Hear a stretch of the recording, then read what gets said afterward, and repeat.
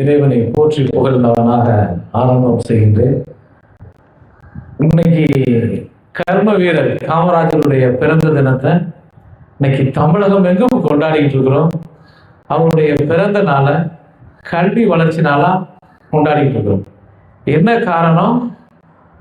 யாரா இருந்தாலும் அவர் ஒருபடி முன்னேறணும் அப்படின்னா அதற்கு மிக முக்கியம் கல்விதான். கல்விதான் மிகப்பெரிய ஆயுதம்ங்கிறத அன்னைக்கு அவர் உணர்ந்ததுனாலதான் அந்த கல்வியை பத்தி சிந்திச்சு இந்த கல்வி கூடத்துக்கு பிள்ளைகள் வரணும்னா சொன்னாங்க.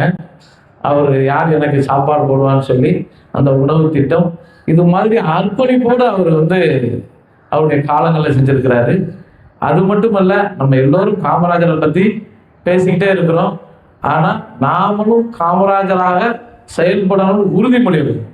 ஒரு ரெண்டு விஷயத்தை மட்டும் அவரை நம்ம ஏன் கிங் மேக்கர்னு சொல்றோங்கிற விஷயத்தை மட்டும் சொல்லி நிறைவு செஞ்சிடலாம்.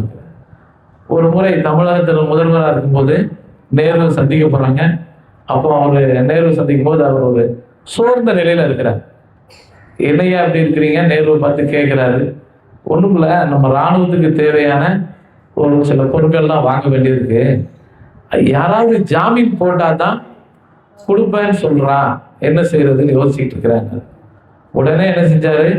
வெளிநாட்டு கம்பெனிகள் எங்கெல்லாம் இருக்குதோ அதை பூரா இழுத்து மூடிடுவோம், அவன் எப்படி தொழில் பண்றான்னு உடனே அந்த தளவாடங்கள் வந்ததா நம்மளுக்கு செய்திகளும் அவருடைய உண்மை சம்பவம் நமக்கு தெரியும்.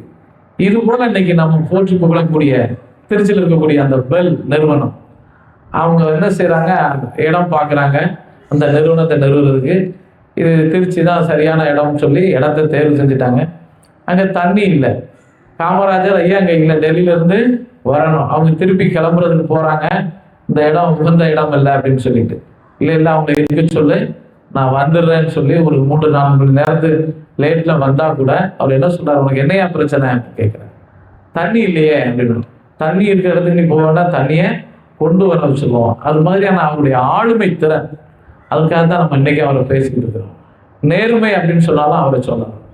ஒரு முறை அவர் வீட்டுக்கு சாப்பிட்டுட்டு அவருடைய வீட்டில் கையை கழுவ போறாரு. ஜக்குக்கு பதிலாக குழாய் இருக்கு. இந்த அம்மாவை கூப்பிடுறாரு, ஏதுமா குழாய் அப்படின்னு கேட்குறாரு. இல்லை, நம்ம பஞ்சாயத்துல இருந்து கொண்டாந்து வச்சுட்டு போயிருக்கிறாங்க.